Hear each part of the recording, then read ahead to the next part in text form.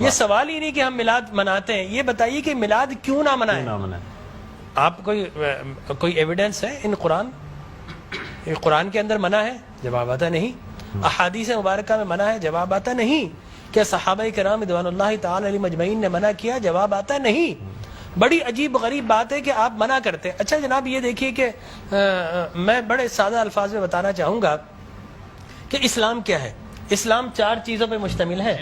حضور نے جو فرمایا وہ اسلام ہے، حضور نے جو کیا وہ اسلام ہے، اور حضور نے جس سے منع کر دیا وہ اسلام ہے، اور حضور نے جس سے منع نہیں کیا وہ بھی اسلام ہے۔ لہٰذا اگر کوئی آج کسی چیز کو منع کرتا ہے اس کا مطلب یہ ہے کہ وہ اسلام کے منہ میں اپنی بات ڈال رہا ہے۔ اب نہ اللہ سے بھول ہوئی نہ رسول سے بھول ہوئی، قیامت تک کی ساری ناجائز چیزوں کو قرآن مجید اور احادیث نبویہ میں بڑے بڑے بورڈ لگا دیے گئے کہ these are the prohibited thing, یہ حرام ہے، یہ حرام ہے، یہ حرام ہے، بڑے بڑے بورڈ لگا دیجیے۔ اور دیکھیں طریقہ اور اصول بھی یہی ہے کہ ہر جائز چیز کا نہیں بتایا جاتا۔ مثال کے طور پر اگر آپ کو کہیں جانا ہے تو آپ نے کبھی زندگی میں بورڈ نہیں دیکھا ہوگا کہ الاؤ ہے ادھر آ جائیے، نہیں، یہ کہیں نہیں لکھا ہوگا۔ ناٹ الاؤڈ ہوگا وہاں ضرور لکھا، جہاں ناٹ الاؤڈ ہوگا، پروہیبٹڈ ایریا ہوگا، وہاں پر بورڈ لگا ہوگا کہ یہاں داخلہ منع ہے۔ لہٰذا قرآن و احادیث میں بھی بڑے بڑے بورڈ لگا دیے، حرام، یہ حرام، یہ حرام۔ اور مجھے کہنے دیے ڈاکٹر صاحب اللہ کا نبی بنیادی طور پر ہر جائز کام کروانے نہیں آتا، بالکل نہیں۔ دراصل اللہ کا نبی ہر ناجائز کام سے روکنے کے لیے آتا ہے۔ اگر جائز کام کی اگر جائز کام کروانے آتا اور جائز کی فہرست بنتی تو قرآن 30 پاروں پہ ہی 30,000 پارے بھی کم پڑ جاتے کہ یہ بھی جائز، یہ بھی جائز، یہ بھی جائز، یہ بھی فہرست، ایک پوری فہرست بن جاتی۔ کہاں تک ہم قرآن حفظ کرتے؟ لہٰذا قرآن کے اندر اللہ کو جو ناپسند چیز ہے ان کا بیان ہے، اللہ کو جو پسند ہے ان کا بیان ہے۔ ہر جائز چیز اللہ کا نبی کروانے نہیں آتا۔ اب اگر بنگلہ دیش کے لوگ رہنے والے اگر پوری زندگی اگر چاول کھاتے ہیں اور مچھلی کھاتے ہیں، ان سے یہ نہیں پوچھا جائے گا باجرے کی روٹی کیوں نہیں کھائی، تم نے گندم کیوں نہیں کھایا، تم نے فلانے نہیں کیا، نہیں پوچھا جائے گا۔ اگر اسی طرح پاکستان کے رہنے والے مچھلی روزانہ نہ کھائیں تو ان سے نہیں پوچھا جائے گا کہ یہ بھی تو اللہ کی غذا تھی، جائز تھی، تم نے یہ کیوں نہیں کھایا۔ نہیں، ہر جائز چیز اللہ کو مطلوب نہیں ہے، اللہ کو مطلوب یہ ہے کہ ہر ناجائز کام سے روکا جائے۔ لہٰذا اللہ کے پیارے حبیب نے قیامت تک کی ساری ناجائز چیزوں سے منع کر دیا، نہ اللہ سے بھول ہوئی معاذ اللہ، نہ رسول سے بھول ہوئی، دین مکمل ہو گیا۔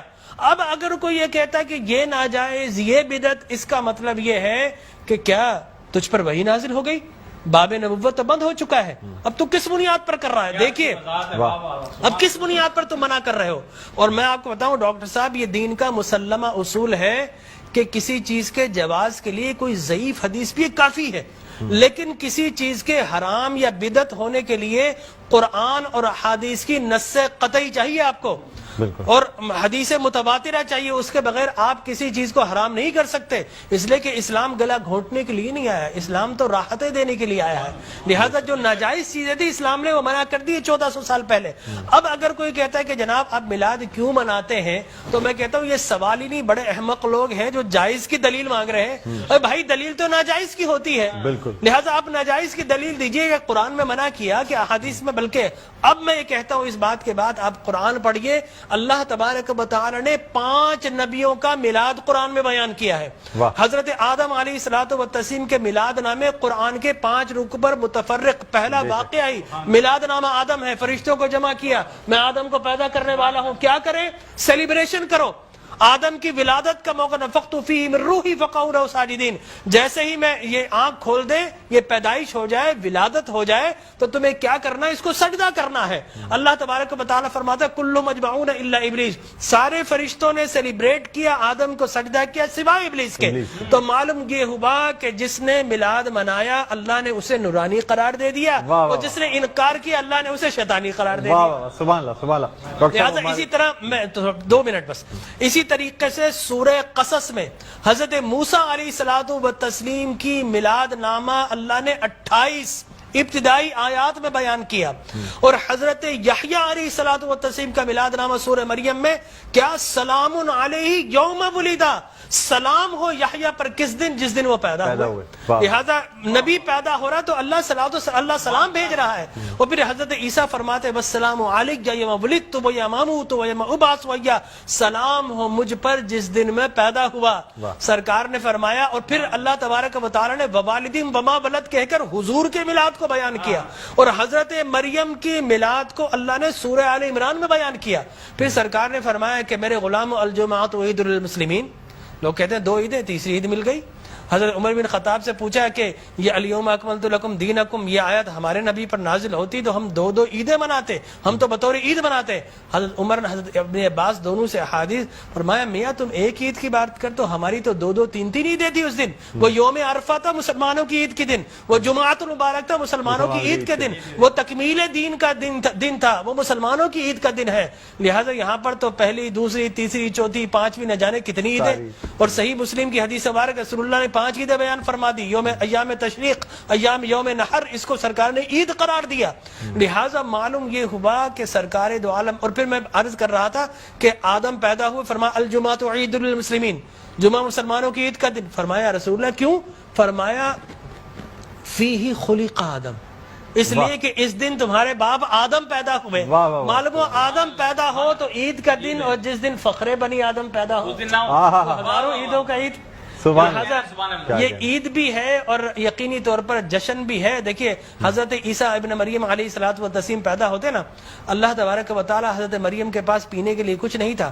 اللہ فرماتا وَحُزِّ إِلَيْكِ بِجِذْعِ النَّخْلَةِ تُسَاقِطْ عَلَيْكِ رُطَبًا جَنِيًّا، اے مریم گھبرا مت، اللہ کے میرا نبی آنے والا ہے، اس کی ولادت ہونے والی ہے، یہ سوکھا ہوا درخت ہے، اس کو ہاتھ تو لگا. حضرت مریم جیسے ہی ہاتھ لگاتی ہے اللہ تبارک و تعالی میلاد عیسیٰ کی خوشی میں اس کو ہرا بھرا کر دیتا ہے اور پانی جاری و ساری کر دیتا ہے. تو اللہ تبرک بھی دیتا ہے، اللہ تبارک و تعالی اسے سیلیبریٹ بھی کرتا ہے. تو یقینی طور پر میلاد النبی صلی اللہ علیہ وسلم کے اگر جواز کی آپ بات کریں گے صبح ہو جائے گی.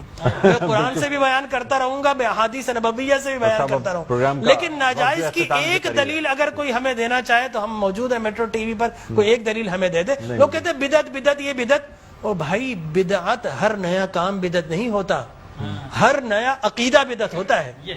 لہذا وہ سمجھے ہی نہیں، ہر نیا کام بدعت نہیں ہے. میں آپ کو ثابت کر دوں ہر نیا عقیدہ بدعت ہے. لیکن آپ شیطان نے جب بلیف جو جس چیز پہ انسان کا ہے وہ قائم ہے، وہ قائم ہے. ہر نیا کام، اگر ہر نیا کام بدعت ہوتا، خوشی منانا، عید منانا، اس میں تو کوئی ایسی بات انوویشن ہے اسلام کے اندر. آپ یہ دیکھیں نا حضور اکرم صلی اللہ علیہ وسلم کی وفات شریف کے بعد قرآن مجید جمع کیا، بدعت. پھر اس کے بعد تراویح بدعت. وہ بخاری کے ہذہ نعمت البدع، حضرت عمر بن خطاب کے الفاظ ہے کتنی پیاری بدعت ہے کہ میں نے تراویح شروع فرما دی. تو مقصد وہ کہ بدعت اچھی بھی ہوتی ہے. صحابہ کرام بدعت حسنہ بھی ہے، بدعت مذمومہ بھی ہے. اور مذمومہ بدعت کیا؟ اچھی چیز کو مٹا دینا. اور بدعت حسنہ کیا ہے؟ کسی اچھی کام کا جاری کرنا.